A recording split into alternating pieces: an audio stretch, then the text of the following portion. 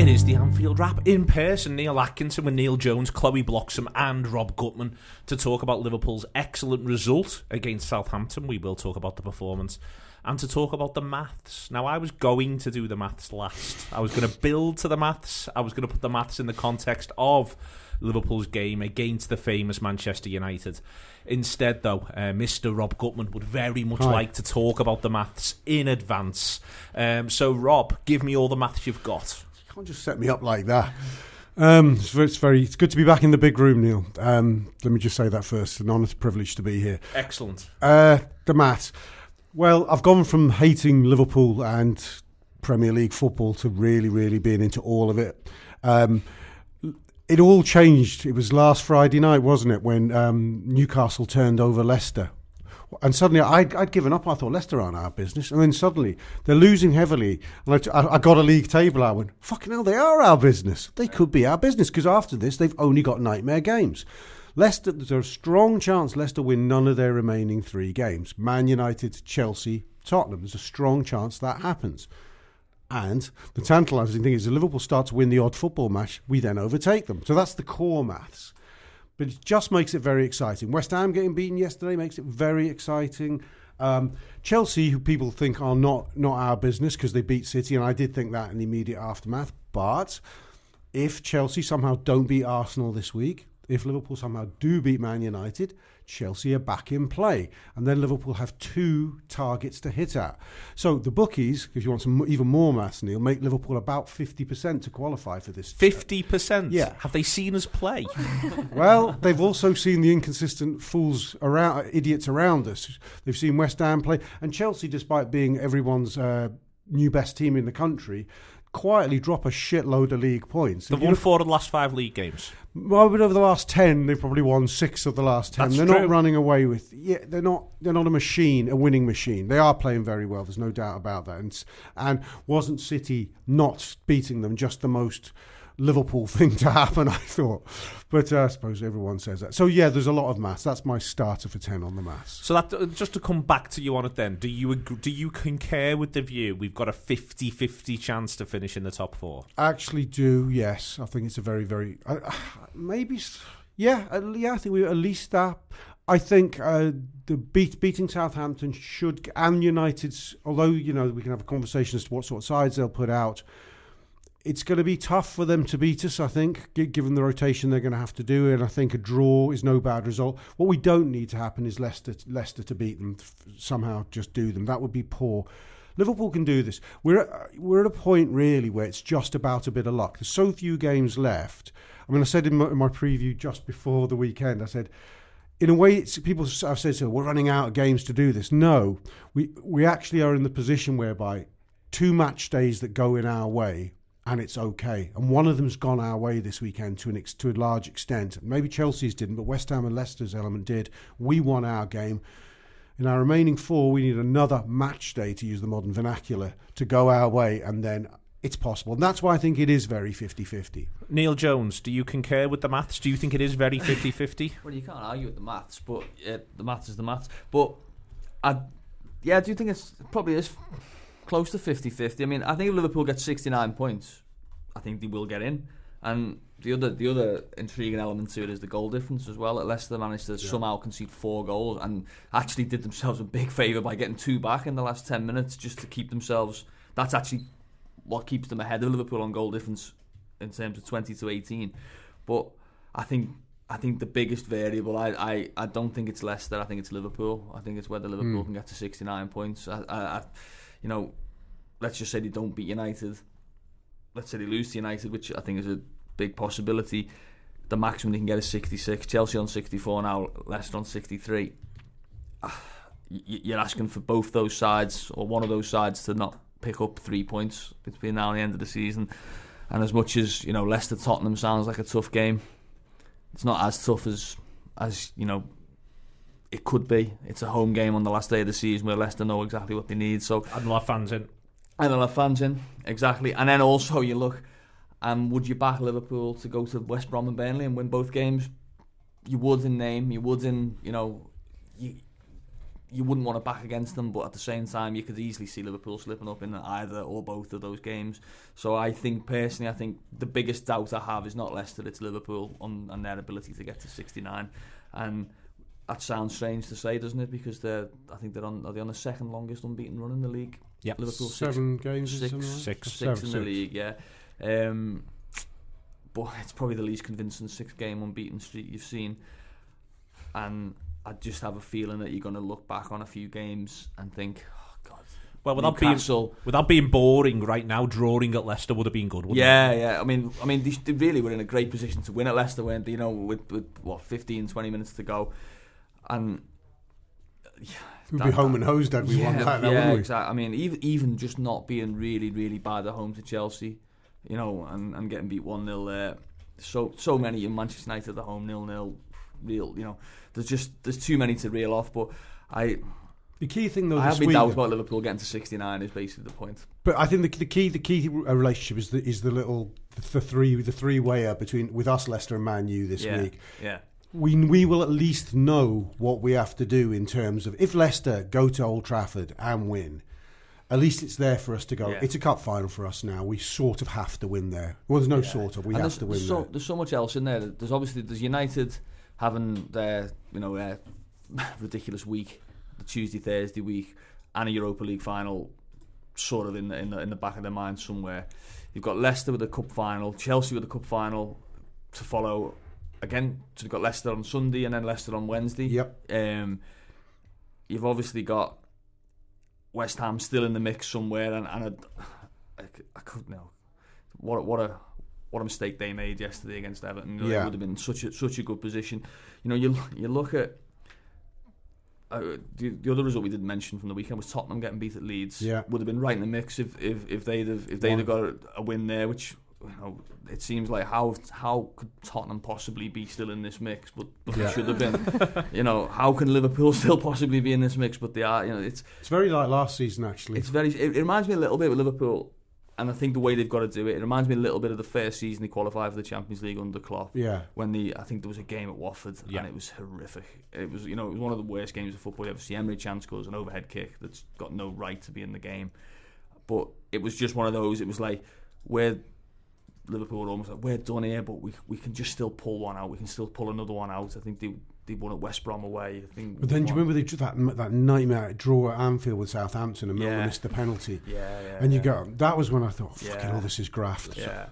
I can remember them obviously playing Middlesbrough last game of the season. Middlesbrough were awful, relegated, but it was still like tense. I just don't think they're gonna do it. You know, you still thought until Wijnaldum scores just after half time. Before half time, I got down to get a bevy. Oh, there you go. But yeah, I don't know. I know I'm rambling on a bit, and we are. It is a bit rambly because it's a bit of a rambly situation, I think, in the league. But I just have me doubts that Liverpool will deliver this time. I think they might just come up one win short. 50-50? No, not in my mind. I said it a couple of weeks ago that the top four now is the top four at the end of the season, and although Rob got me a bit excited there, I think I've got to go. Like, my heart has hope, and hope will kill me one day with Liverpool. But I think I've got to be rational. And if somehow we get into the Champions League after this season, I might celebrate it a bit more than last at this rate because it is being a graft of a season. I've fell out with football so many times this season. So to have the idea of we could be getting into that Champions League and next year being able to be in Anfield to watch a Champions League game, being able to affect those games, then it makes it a whole different scenario. But I want to believe that we'll do it, but it's always in this position you always think to yourself, oh, we've got to rely on other people to drop points, but it's actually, for me, you've got to rely on Liverpool getting points. And I never thought I'd say that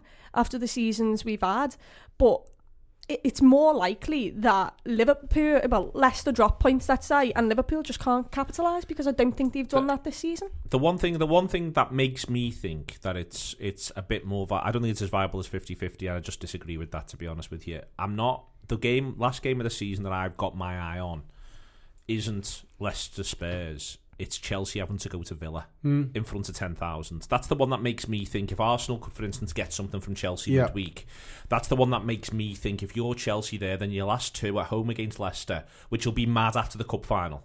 It's almost it becomes a really unpredictable game of football because they'll have been the cup final, I think, on the Saturday, and then you've got the Villa game on the Sunday, on the following Sunday. I would not want to go to Villa Park. There's a chance Grealish plays because he wants to prove his fitness for the Euros.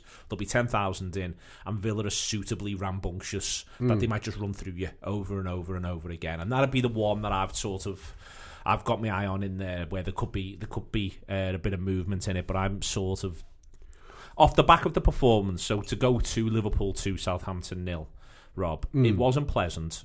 Wasn't absolutely horrible either. It should be 2-0 long before it actually is, but we've said that so many times. And for me, that remains the biggest question mark about this Liverpool side. They'll get chances against Manchester United, they'll get chances against Burnley, they'll get chances against West Brom, and they'll get chances against Palace. What they're not doing is capitalising on not just those chances, but chances to create chances enough for me to look at those 4 games, for instance, and think 12 points. Well, generally, I'm not. I don't approach a run of games with Liverpool and go, I'm confident. So, so to rewind and quickly put this one to bed, I think it's in our hands. I think we'll need 10 points, but I think it's in our hands in the sense that just do our fucking job. But I've listened to the Anfield Wrap's content after the game. One show was quite upbeat about our performance, one was quite negative about it. I actually thought we played quite well in that game. I mean, yes, we got to that point towards the hour mark where you think we're just not getting the fucking second here, in which case you're already marking Liverpool down.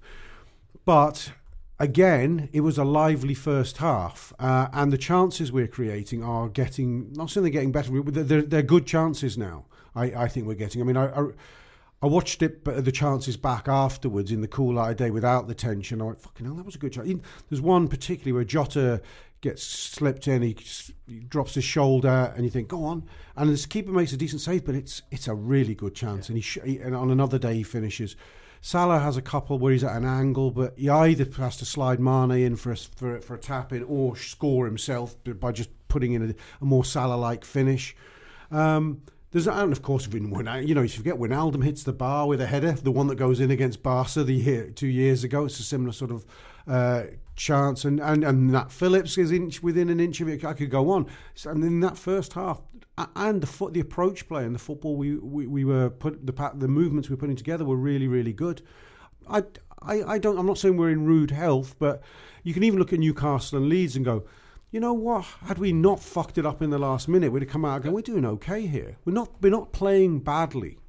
They're not playing badly, Chloe, and I think that's an important thing to sort of hang our hat on, is that they're not playing badly, but it is another game where it should be 2-0 long before it actually is. And that's what's making it difficult to watch. Yeah, it is. It's like you've seen the same game every single game this season since maybe Christmas. It's that, we should be about 4-0 up here, but this game's definitely going to end up 1-1, isn't it? And,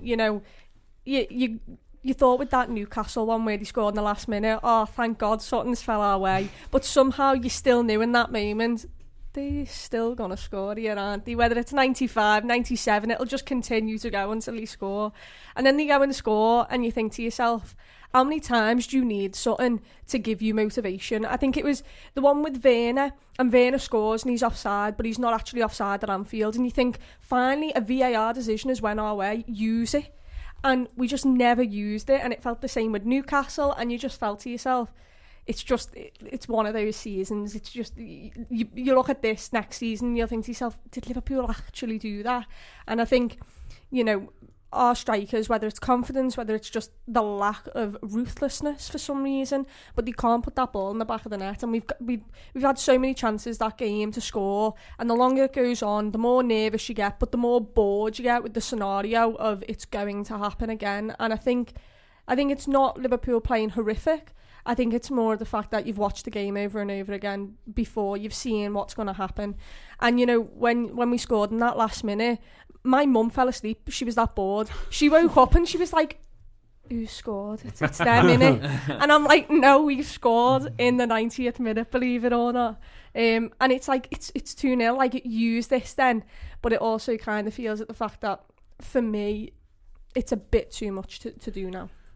On this game, it's got similarities, Neil, but I think Rob's right in that I think Liverpool's approach play was actually a little bit better again. Newcastle, they get a lot of gifts. I think the approach play is a little bit better again. That said, it's the approach play again until they get to the penalty area.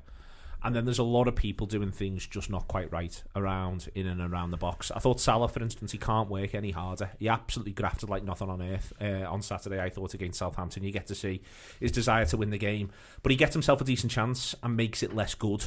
And it sort of, to me, that epitomised a lot of what Liverpool were doing around the penalty area. This fella's the second top scorer in the league. He plays for the reigning champions. They won the European Cup the season before. He gets a chance around the penalty area and he makes it less good. Yeah, there's a lot of that, isn't there? I think what stands out most about Liverpool this season compared to recent is just poor decision making in the crunch time of the game.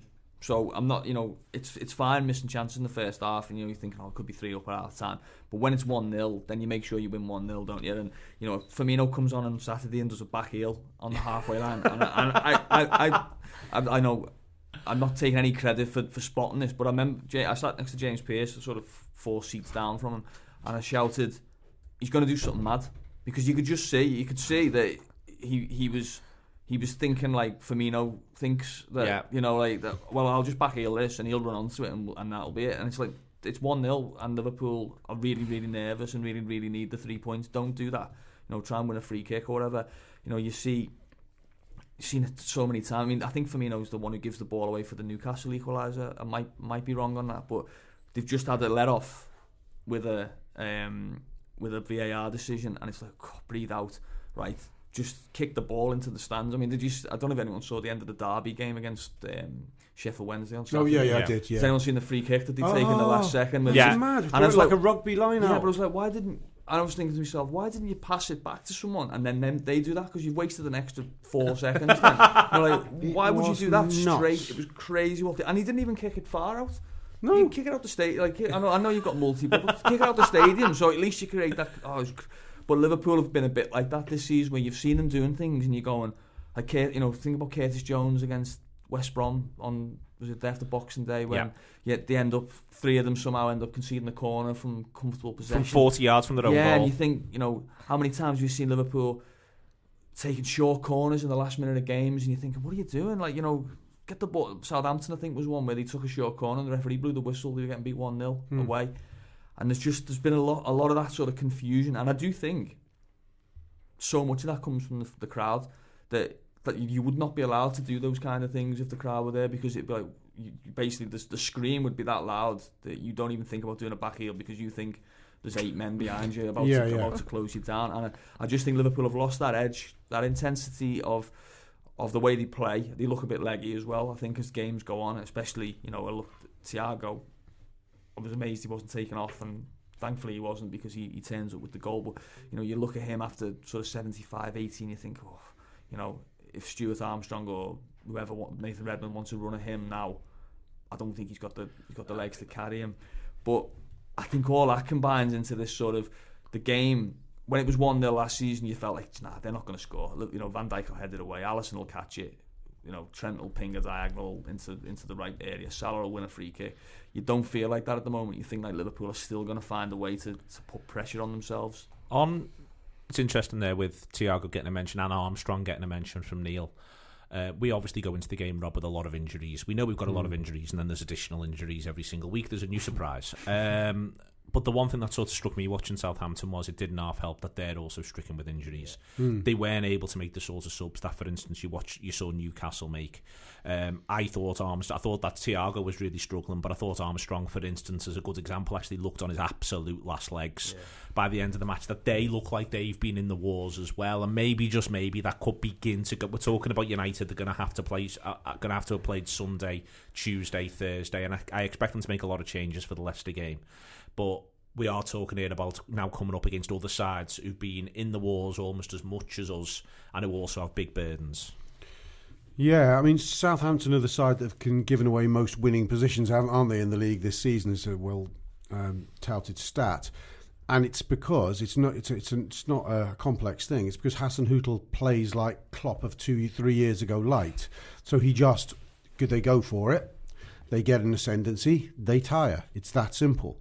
It does depend what you got off the bench then. Liverpool lost a little bit of that. I think in the last 2 years, Klopp remodeled Liverpool from the side that used to give away leads, like in Seville, where we can see that 3-goal lead, and various other examples. We stopped playing heavy metal football so that we could last 90 minutes, and it worked for us.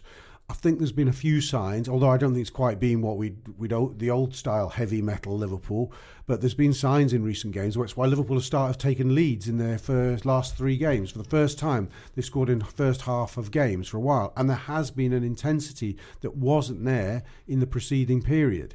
But the payoff is, and again, no accident, we're fading. We're fading in those last half hours, and the opposition sense it, and eventually they've been getting their goals. Fortunately, we were up against a team that managed to fade as quickly, if not quicker than us.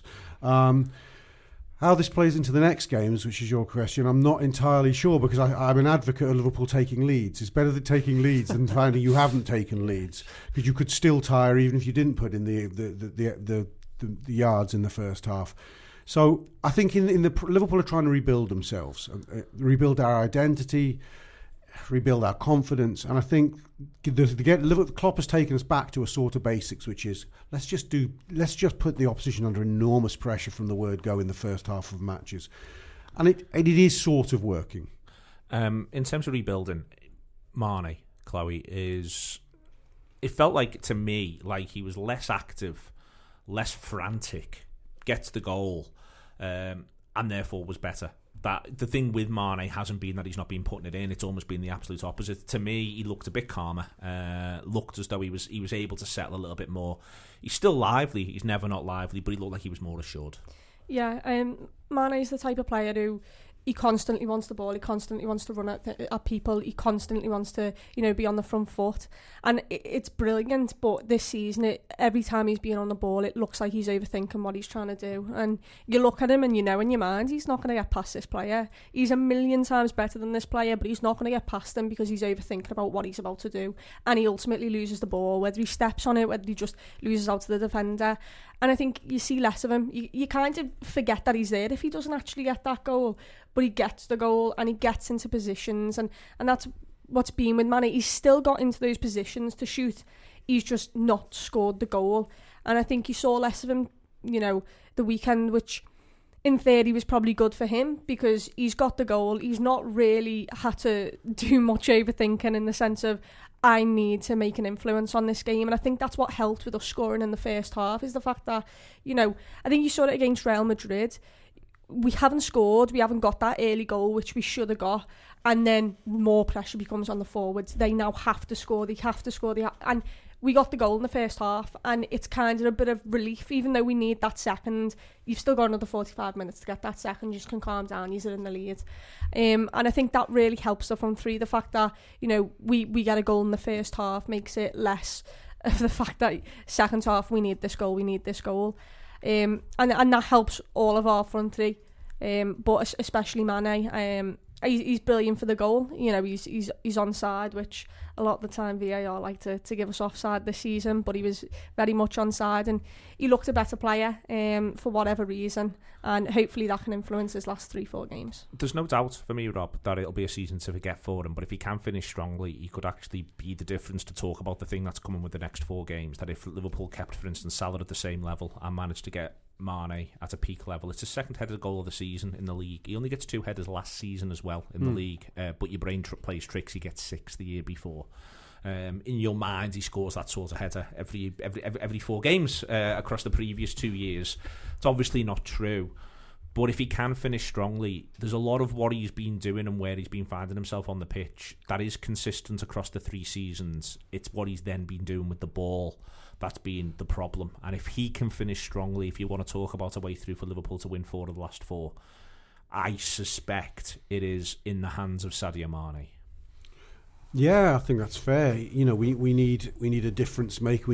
You can't. I mean, Salah. I actually think Salah could. I think Salah's had an incredible season, but I think he should have done better. I think at times a key, and that seems an insane thing to say, but I think at key moments his composure has let him down. I think he should have scored against Real Madrid. There's just no excuse for that miss, and that's digging Salah out sounds ludicrous, but I do agree with you. But he has delivered in terms of his goal output. Therefore, if we need a difference maker, it needs to be Mane now. I was looking. He's crept up to 14 goals all comps. It's no disgrace that it's a goal every. I think my memory's right. Every 245 minutes. So it's a goal every 2.5. Do you like the maths? Though? I am. Yeah, I know. I tell you, I get very back into the football when I get back into the football.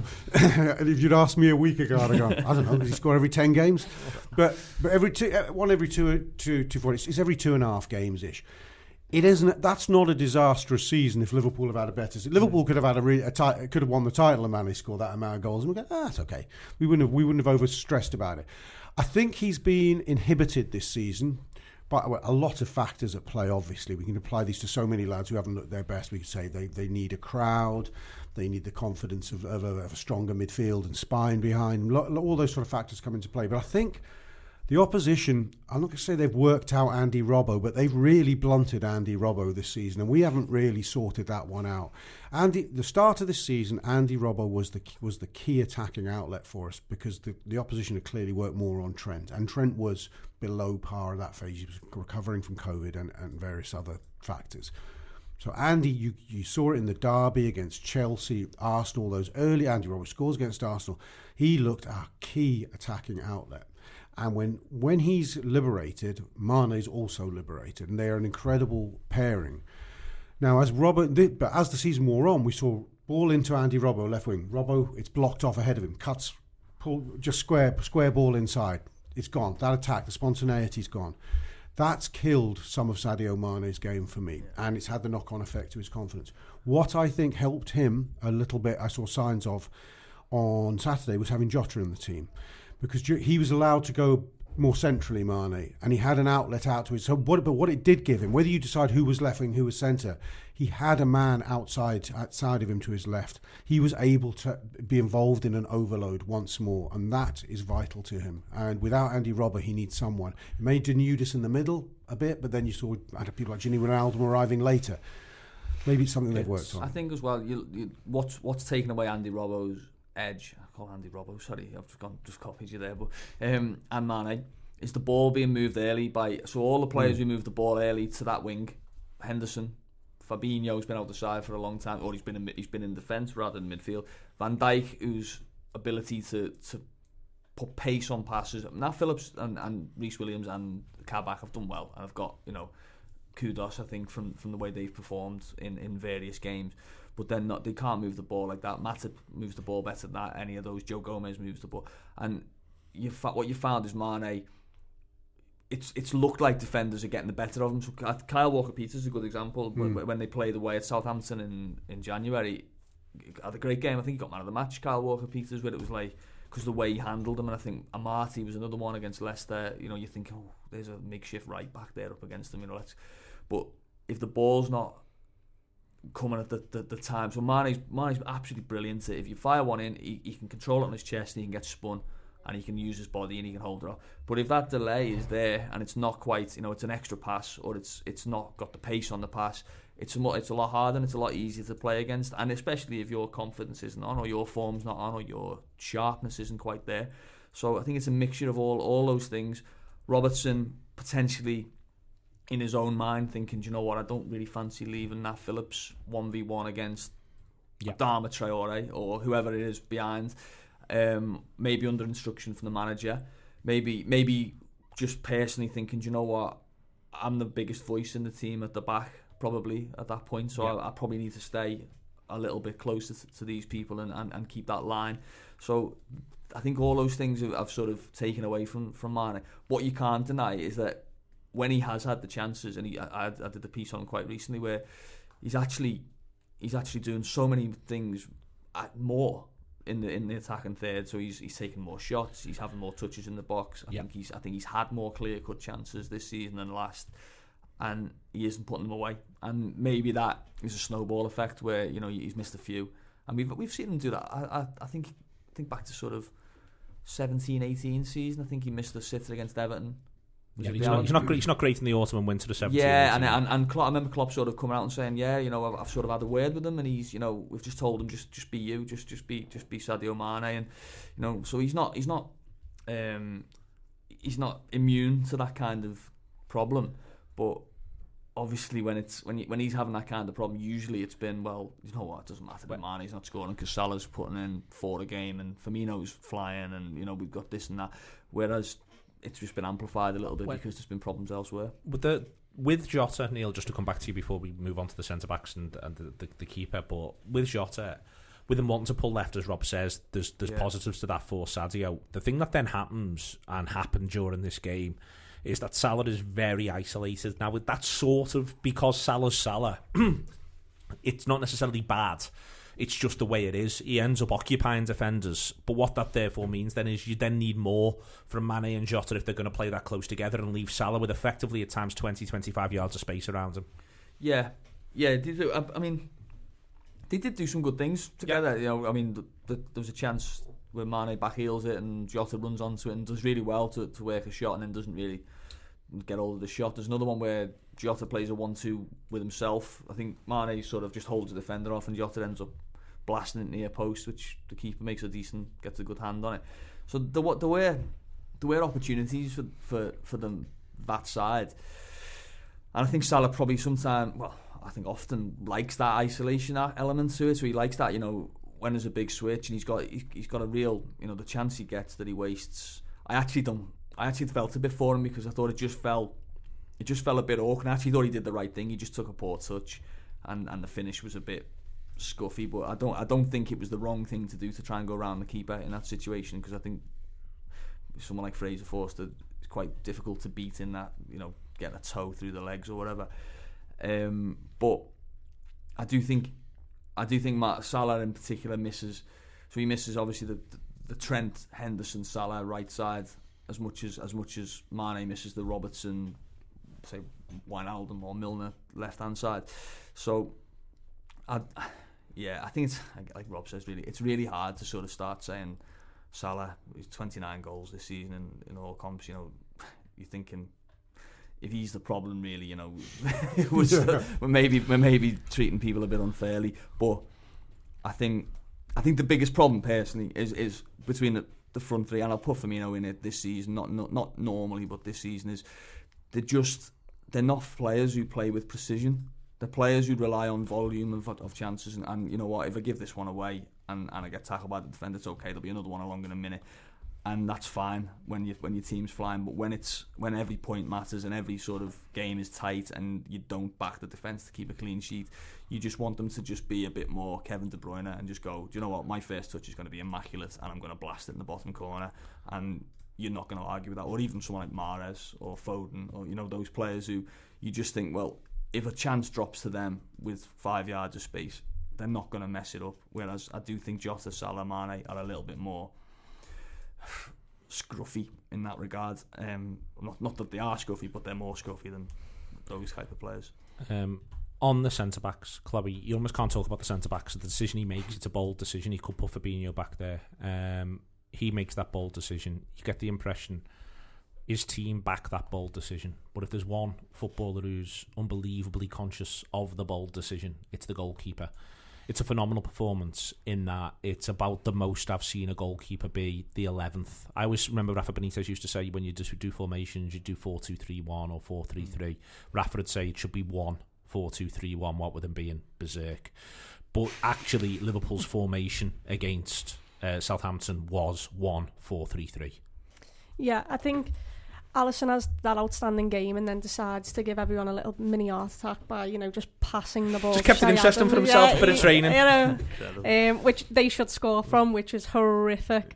But yeah, he's outstanding for the rest of the match. You know, he's always on the front foot. He knows exactly what's coming. He's not afraid to come out. And there's a photo of him in midfield at one stage, and you just sat there like, that's the new goalkeeper. That's what a goalkeeper is now. He's brilliant, and the saves he makes, you know, I think if Danny Ings gets on the teleheader, I think maybe that's a goal. But still, he's got his body behind the ball. He makes it look simple, and that's not that simple, especially from that close.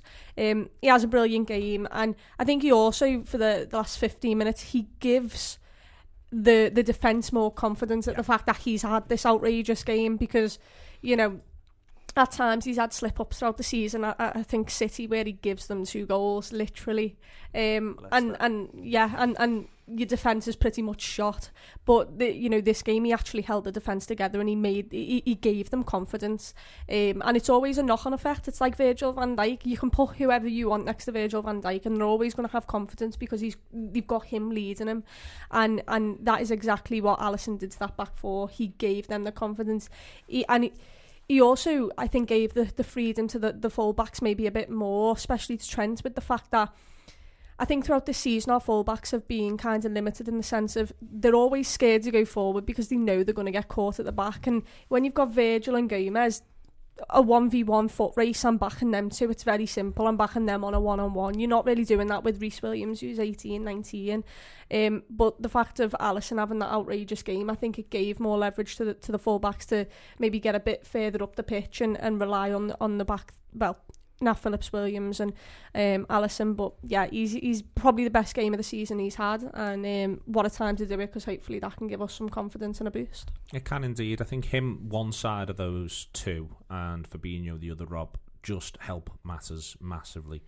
I think on Becker it is just terrific. In the end, it's only, and I mean only, it's only 6 saves, if you sort of know what I mean, and none of the saves he does absolutely brilliantly. For the one in the first half just before the goal, it's not a great save, it's brilliant anticipation that he sees the problem. By the time the lad can have the shot, he's all but on top of him, smothers him completely. That is a great save for me. Yeah, no, but it's if Dudek's is in Istanbul, it's great goalkeeping. It's great, yeah. It's great goalkeeping, and that's what it is all the way through the game. It is great goalkeeping. It isn't as simple as just sort of as pulling off impossible save after impossible save. It's just repeatedly great goalkeeping.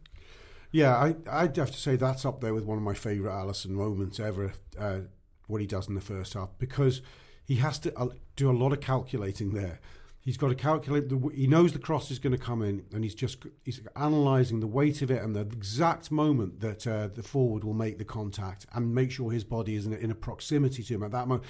If he goes too early, there's a chance he gets totally had off. Yeah. If he goes too late, he gives the forward a chance of a touch and getting a shot. And then there's and of course there's the penalty risk. It's a really precision piece of goalkeeping that. He does nearly undo it all with that error, I have to say, and I'm not prepared to quite play it down as much as I know a lot of people want to, because he is man of the match, because he's done it too often this season. Alisson, he does it. Does he do it against City? I think crucially, and there's been other times he's got away with it. It's something that needs to be eradicated from his game. They need to have a bit more chat about when we're passing out from the back. I mean, it's a big bugbear in mind. The passing out from the back teams need to have a chat with themselves about when there's time not to be a passing out from the back team. It seems so gratuitous at times. But although actually in that instance it was just a fucking bad pass, wasn't it? And he saved it at least. And he saved it. It was awful. It was really poor, wasn't it? I mean, he also. Yeah, there's one way. Just after the save, he has to make a second save, doesn't he, in the first half? Because is it Trent or one of them? Thiago tries to back heel it to Trent. Yeah, on the ridiculous self-destructive moments in that game, quietly. But I think, although I 100% agree that the role of Fabinho and Alisson either side of the centre-backs is hugely important, mainly because Reece Williams is very raw, although I thought he had a good game, but he's very, very raw. But I thought Nat Phillips is... it's as good a performance as you want from a centre back. Yeah. If you said Liverpool are buying, say that everyone was fit, and you go, well, we need a fourth centre back. We need someone who can head a ball. If I always said, I don't care. With Van Dijk, the biggest worry for me is that we wouldn't have another centre half in the team who could really head a ball if we came under aerial pressure. And I used to say, well, I'd have fucking Lewis Dunk or someone like that, someone who could head a ball just for emergencies. You bring on 20. The player that Nat Phillips is becoming is exactly that player. He's superb at all the things he's good at. And I mean, really, I don't know if he can keep it going, whether it's just a hot streak or whether he'll get more and more composed with experience. He's not a kid, so I don't think it's a fluke. I think he's a player, a centre-half who's developing as they do at this sort of age. Yeah, Reece is a different matter, but Nat Phillips, I'm not afraid to see Nat Phillips in any Liverpool lineup. I'd love to see, alongside Virgil van Dijk, I think he'd look even better. But I'm not saying he's the future. Let me just pause because Neil's eyebrows are higher than the ceiling. No. But I think he's a very, very... the evidence of the last couple of months, he's a very good centre-half now. With how good he had as a baller, you think he'd have scored a goal by now, wouldn't you? My Christ. My thing on this, I'll go to Neil and you, Rob, though, is I think he's excellent last 15 minutes. I think he's excellent when you've got to defend your penalty box. Yeah. When you want to do anything else, it's going to be difficult for him. And I think he's doing well. This isn't it isn't me having a go. I think he's doing well. And again, I think if you're going to do penalty box defending, and we are across the next 4 games, so I want to be really clear. There's going to be moments in the next 4 games when it is going to be all hands to the pump and all of that. And as I say, I think he's excellent the last 15 minutes. Bottom 13. I think you get to see the 20. Well, no, almost the opposite. I think you get to see the 20 minutes before is where you can find yourself really, really undone. And that is my concern still with him, is that it's in the normal bits of play. Always remember, Lovren and Sacco looked tremendous at Old Trafford in the 1-1 in the Europa League, when we just went deep. We got the goal just before half time. We go deep and we say, right, we're defending everything, and then you can centre half your head off and everyone will say afterwards, weren't they great? And you give, the argument becomes, was man of the match Lovren or Sacco? If it would have been completely different if you'd have needed to be higher. Yes, no, I totally agree with that, but I think he's played at the level of the high level of Lovren and Sacco. Right, so he's not our future, but occasionally he's a horse for a course. I agree with you. You've got all kinds of. I think there's a mile between him and Lovren. I think Lovren's a better player. It would be mad to say otherwise, given that. But I would say that I think Phillips has reached the level that Lovren was at when he left Liverpool. Like, from last season when Lovren was coming in for the odd game. And looking like he was half fit, and he was trying too hard. I think that's possibly true of Watford, but it's worth remembering that the big dog plays October and November. Plays, for instance, the 3-1 against City. Yeah, I think of Shrewsbury as well. He February's badly. Don't get me wrong, Neil. Let's forget February. But he autumns brilliantly. But then Phillips. You say, well, Phillips has had a good, December, January. There's been, I think Reece Williams. I'm not saying Reece Williams is the future of Liverpool, but you think he's a 19-year-old centre playing in the Premier League. He's played against Tottenham, he's played against Southampton, being involved in wins. Yeah, kept a clean sheet on that weekend. I know everyone will point to the one where the ball gets played round his back, and he looks a little bit sort of, like he can't move his feet, but Alisson bails him out with another brave save. But there's not many centre halves playing in the Premier League who are 19. Nope. Let alone centre halves who are not supposed to be playing in the Premier League. There's people talk about Fofana, don't they, at Leicester? I think was he 20, 21. But he was bought for £35 million. Absolutely, and come from playing in France. Reece Williams was playing for Kidderminster last, and hadn't played for them for 4 months before the season started because the season was abandoned. So, he's not supposed to be the best defender in the world, but I think they're doing a more than passable job for the level that they're at. And I think there is a case that you say, well, what are you gonna have to spend, or what's the point in selling Nat Phillips? That's the point I'd make. What's the point in selling Nat Phillips if he was to be happy where he is? Why not have him? Because next season all your centre backs get injured again, and at least with Nat Phillips, that you can put him in a number of games against a number of opponents and not feel like he's going to let you down. I think that's fair, Neil, in a sense. Although Liverpool might decide that it is the moment to sort of cash in. And if you get offered £100 million, of course, that's the point. There's a sliding scale, and also the fact that he might actually just want to play every week somewhere as well. But the one thing I would say though is, and I mean this both in both directions, you get to see with them, I think, at centre half, that football's a team game. And there's lots of mitigating of their weaknesses and lots of exploiting their strengths. I think you get to see during the game. But that sort of goes in both directions. One of the reasons why, for instance, Liverpool are closer to their own goal, why Liverpool are making certain decisions that they're making, is also in there. And that's why, for me, I think it's just a little bit difficult at times. And that's, as I say, both are playing far better than both play against Southampton far better than I would have expected before the ball's kicked this season, and I think both are playing really, really well. But it's a team game in all directions, if you sort of see what I mean. Yeah, I do. Yeah, and obviously, I've mentioned that myself. I think with Robertson, probably not playing the way he would. Well, I don't think not probably. definitely not playing the way he would if the first choice defenders were there. You know, it's easy to forget, isn't it, that really until even until Gomez went down injured, even after Van Dijk, Liverpool actually played quite normally. You know, they won quite a few games. I think they won pretty much every game apart from City, if I'm not mistaken. Yeah, they win 5 to 6 and draw. Yeah, and he went to Ajax and won, didn't he? And you know, there was a lot of normal Liverpool going on, and obviously that changes then gradually as more and more people get injured. You know, it is one of the things that just doesn't. It's so normalised now, it doesn't get mentioned. But Liverpool didn't play a game for 2 weeks and got 4 injuries, including both the centre backs that they'd signed. That is insane because of the centre back crisis, which you know is just. It's insane, isn't it? You know, it's just 5 centre backs missing, wasn't it? Yeah, and Henderson and Henderson who's played centre back. Would have been in the mix. Yeah. So arguably, you go the 3 first choice guys, the 2 you bought in to cover their injuries, and the main guy and the you captain, used, and the vice captain.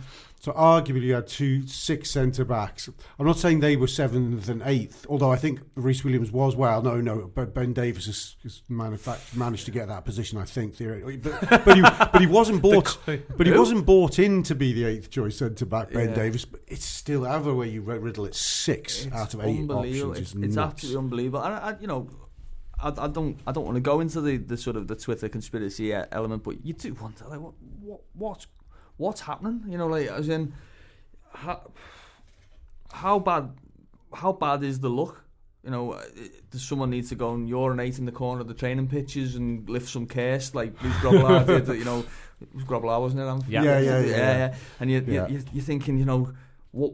But it's almost like sometimes it can. That's sort of in my mind about the end of the season. I think just maybe there is just that element of it's almost funny to the manager and the staff. It's almost like four injuries. No, but we're gonna do this. You know, like we're gonna win these games because it's so ridiculous that we're in this position and that we've got this many injuries that you just think. Can you imagine the boost it'd give them if they were to get in the top 4? When you look round and you go, like, Virgil comes back in for pre-season and goes, bloody hell, thanks for that, guys. You got me in the Champions League, you know, like I haven't seen you for months. Jordan Henderson. I mean, Jordan Henderson, you know, like these are signings now. You know what I mean? They are. They will feel like that. It's absolutely absurd, isn't it? Do you know what I noticed? You were at the press conference, I presume, on Friday, were you? I was on the Zoom call, yeah. I was on the Zoom call. At the press conference. Sorry, I forget. I think of the past. I only see Jurgen on the thing. Yeah. But of course, on the Zoom thing. I noticed when he was asked about the injuries, he said, no, only injuries, and he turns to Matt McCann and goes, bumps and bruises. I turned to my library to watch it, and I said, how the fuck do you get bumps and bruises? That happens in a competitive match. Yeah. What are you doing in training that you're talking bumps and bruises? I think that, as Neil said before, they haven't played for 2 weeks. So I reckon they'll have played a pretty hefty game of, say, for an hour of 9v9 or something. And what's happened like Marine. And no, against each other, but they've all walloped each other again, seemingly. Stop that. Yeah, from now on, let's just chill out. Chloe Alcantara gets his goal. Which, you know, he is a 2 or 3 a season man if you look through his career, and it's the sort of goal you'd like to see him getting, passing it into the corner from 20 yards out. The big thing for me though is I'd still like to see him grabbing a little bit more control. I think the fitness thing, as Neil said before, over the 90 is a thing, but he's brilliant at making himself available. I think all the way through that second half he's making himself available, finding little pockets, and to me that's part of what he's here to do. It's not the only thing, but it's part of what he's here to do. Yeah, and when he finds those pockets, you know, he's got the ability and technique to fizz a ball into someone into a good area, and that's what you bought him for, to control games. And he did control the game in that second half. You just kind of wish, can he unlock something somewhere? And I think it was in the post-match conference. I think Reece Williams turned around and said, we've been telling him to shoot more.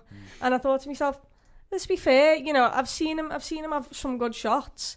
I think, I don't know when it was, the ball comes out from like a corner or something and he gets on the end and that is going in. That is a lethal shot. What's the one that Trent knocks off to him? Oh, no, that's the one he knocks off to Trent. Sorry, I got confused. The clearance, the karate kick one, It was going right. I thought at the time that I was going in. Actually, I think the keeper would have just gone straight into it. But it was well struck. It was a lovely control. Whoever sacrificed themselves to get in the way of that ball, Jesus Christ, I don't know how they got up because it looked venomous.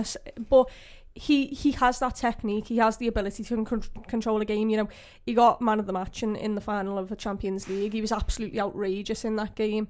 And I think, you know, you'll see more of it next season when he actually has people of his...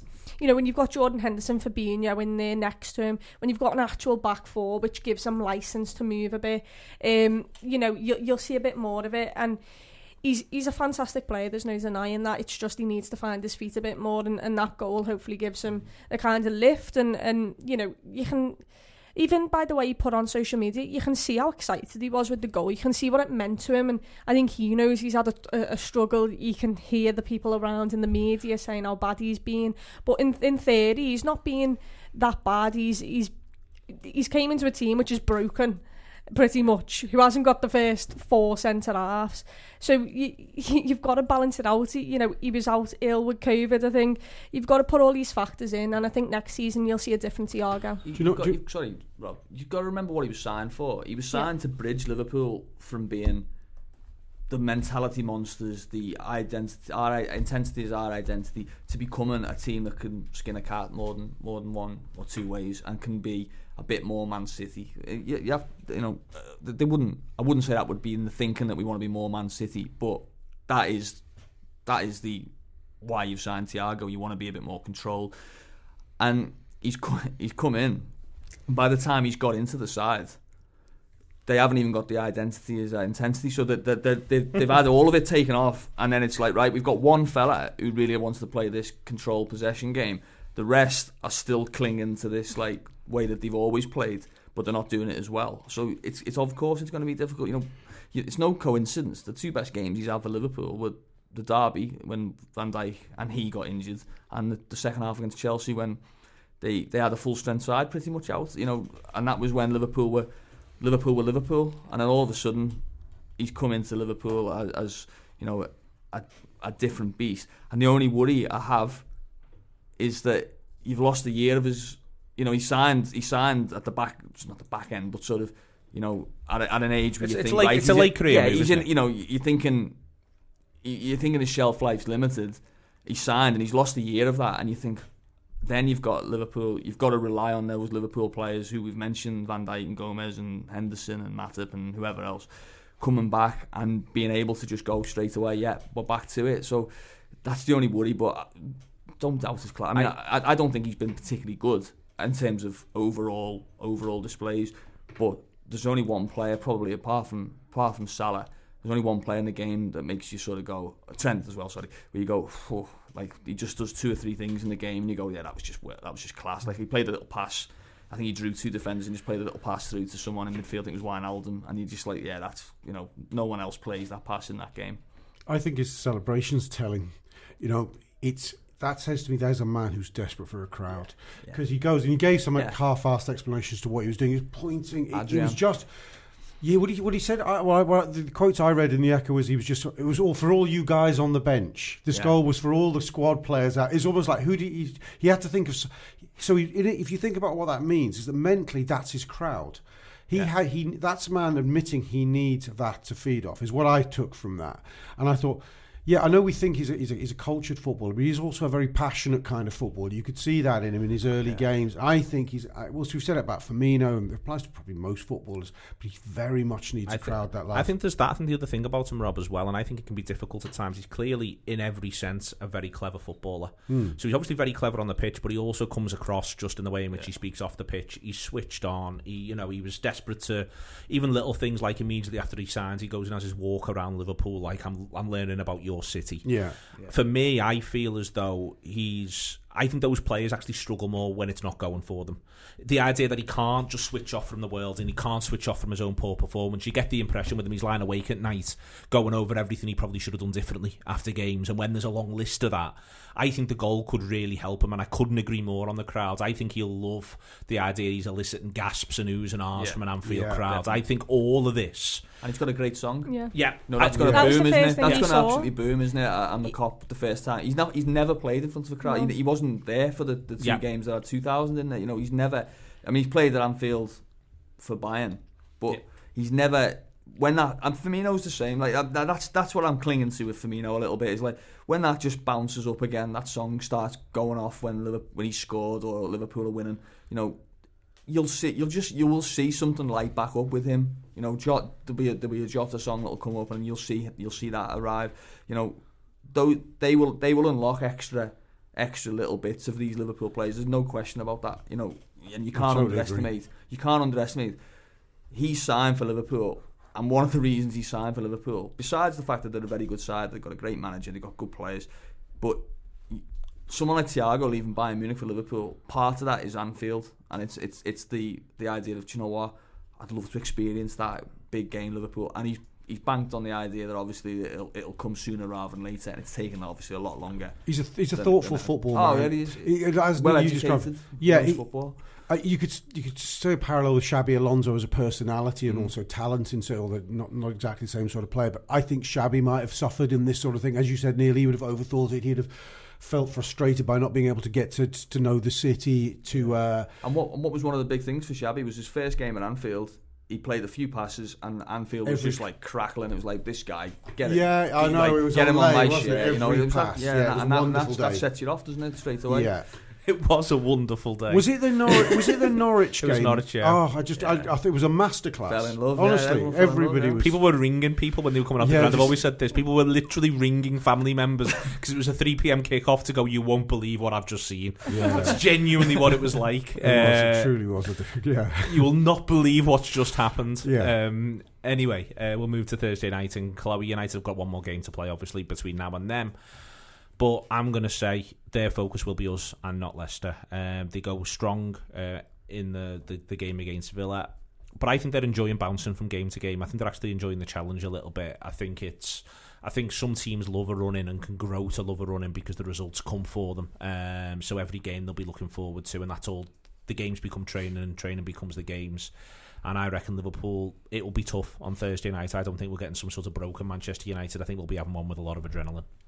Yeah, definitely. I think they'll be up for this. You know, us going to Old Trafford the last couple of seasons, we've not done very well, to be honest. I remember Lallana's goal, you know, last season, and it kind of went off.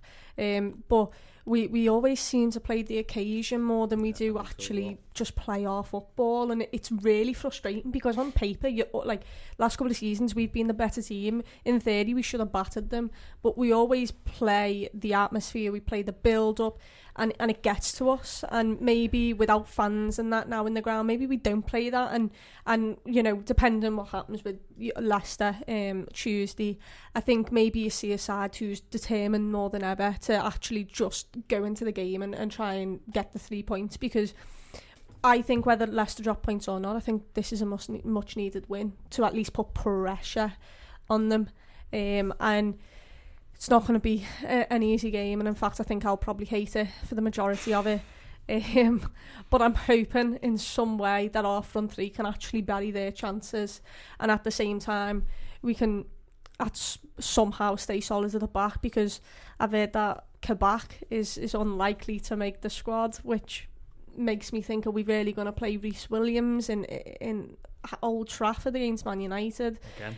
Yeah, but it's like, for me, I want us to win, and my heart says we'll win, but I reckon I reckon for me it's in the hands of United, and I reckon they'll make 11 subs against Leicester. They'll all be fresh, they'll all be ready to go, and I reckon for the sake of saying it, we'll probably draw again. Why not? I don't think they will. I think we're looking at this looming from a Liverpool point of view. If we're in their position now, you've secured second by beating Villa at the weekend. I think they've boxed it, and they've got this UEFA Cup final coming up. I don't think they're looking at Liverpool on the horizon like that's the big game left. I think they're just in the business of ticking over and picking up the points they can. It's 2 weeks between us and Villarreal, though. Yeah. No, I know, but looking the way his team selection's gone against Roma, he probably made 4 or 5 changes from his preferred side, but he still picks Fernandes and Pogba, and I think Rashford is his main rested player. His key 3 really are Fernandes, Rashford and Pogba, arguably. right? He picks them at the weekend. I think he'd do what Klopp would have done in this run. He'll make 4 to 5 changes a game. He will not make 9 changes against Leicester. He won't throw that way. Technically, the league's still alive, technically. And while it remains alive, I don't think he'll throw... If he made 11 changes against Leicester, that's throwing the game, more or less. And I don't think he's in the business of doing that. I think it's right that he might look at the Liverpool one and go, how do I get the main 3 lads on the pitch? I don't think you'll see all 3. I think you'll see 2 of those. Plenty of changes. And I think this Maguire injury, which he picked up yesterday as we're recording, will have an impact on him. They haven't had a lot of injuries, United, and Martial's been the only one really missing that matters. So they'll be feeling, and I think managers and clubs and sports get to feeling a bit Teflon when that happens. And then you get jolted by Maguire and go, fuck, he might be out of Villarreal. One more of these happens. This is all that game is the only game that really matters from here on. We could lose the rest of these virtually. So I think you might just see, and I might be wishful thinking, a surfeit of caution in all his selections. And then you've got. So I've got the bench up here that United had yesterday. So it's a strong bench in the sense that it's not that great a drop off from the players that they replace. So obviously Tejas could come in at left back, Brandon Williams could come in at right back, Matic could come in to midfield, Cavani can come in. De Gea could go in if you want, Van der Beek, but they've got 2 centre backs. They've got Tuanzebe and Bailly, and you're thinking, are you going to play one of those? So let's say you play one of those in each game, then Lindelof has to play both of them. But as Rob says, Lindelof, they can't afford to lose Lindelof at any point.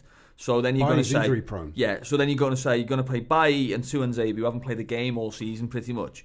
But you're going to then make them one of them play 2 games in the space of 3 days, and that is when it's okay saying you've got Donny van der Beek, he hasn't played a minute, but then if all of a sudden if he's playing 2 games in 3 days, what is this? I haven't experienced any. I've been coming on for 8 minutes in games when we're 6-0 up. That is where the problem comes.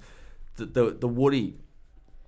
I think Solskjaer personally, I think he's far more likely to play everyone as much as he can and then moan about it at the end, in my opinion, for you, man. I think he's more likely to sort of play, like Rob says, change 2 of his front 3 maybe, and then keep the rest of the side pretty much the same. And then at the end of it, when they lose a game next week, say, well, what do you expect? We had no chance, we were set up to fail and that kind of thing. Rather than putting himself out there and making 11 changes and taking that excuse away from himself, I think he'll bank on United that, I can ask them to go again, and I can just protect the odd one. Probably Fernandes, probably Rashford. I would say it would be the 2 that he'd look to protect more than anyone else. I think he'll go stronger than we think against Leicester, personally. The big thing about that then, Rob, is for our game, it's how we time our run. I mean, before we talk about whether or not, in fact, we won't talk about whether or not United are real. We'll find that out next season. It's how we time our run in this game. In that, I think that's the big question for his players, the big question for the manager. I think it's one where he could really do with the idea of a Henderson and a Van Dijk on the pitch, to be honest with you, to be able to sort of know innately when to marshal Liverpool's resources, when a Big Ten's required, what we do to bring that Big Ten about. Because for me, coming up against this United side, whatever they do against Leicester, there will come a point in the game against us in both halves where they're absolutely shattered, and we've got to make sure that that's when we are able to absolutely make hay. But it's a bit of a presumption to think, well, let's just play to get to 60 and then have a big half an hour, because like you said earlier on, you like having a lead. We all want a lead. Yeah, I do wonder if he might... We've been cautious at Old Trafford, I think. I wonder if he might think, do you know what? This is a game, whatever approach we take, they could still beat us. So why not fucking just go and raid the gates from minute 1? Let's just fucking go for it. I mean, I think he'll pick a compact side, so there's no 4-2-3-1 diddles going on. I think if James Milner's fit, he comes in again for Wijnaldum. And I think Firmino probably comes back in and he gives himself the option of the fresh leg thing would be a Wijnaldum Jota switch later on. You go, that's nice, plus maybe one other. But I think he might go for a very, very high-tempo start. I think he might say, you know what, we could just knock them off their heels. They're leggy. I think he might prefer that to the more sane approach, the Rafa Benitez approach might, I'm going to say Rafa saner, but he might go, they'll be tiring on 60 because they've played a lot. Because there'll be some of these will have played all 3 games, will be very, very leggy. I think Klopp might say, let's just see how much freshness they've got from the get-go, make them think, have we got to put up with this for another hour and a half? Yeah, you're right. I think that. But, he has been cautious at Old Trafford. I think there was a game this season, I mean, you could say the game that cost Liverpool the title, but Milner played right back instead of Trent in that game. I think last season they went there and United were in sort of rock bottom, sort of confidence wise, and there was a lot of talk. I never bought it, but there was a lot of talk. Oh, go there and absolutely smash them. They're not going to do that. At the 0-0 game, I think when I was just saying Milner, I think did United have 3 injuries in the first half and Rashford on one leg in the second, and still 0-0. Yeah. Didn't really look like they were going to go and win it.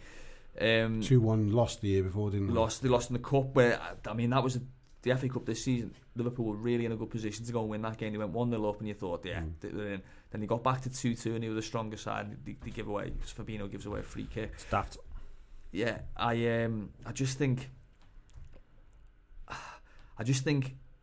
there's a little bit of a mental block with Liverpool at Old Trafford, where I think that they still play the name of Manchester United and they still sort of think you have to play a bit differently to the way that they would normally play against a team of that United quality. I think they would back themselves more against a Chelsea or an Arsenal or a Leicester than they do against United, and maybe they're a little bit wary.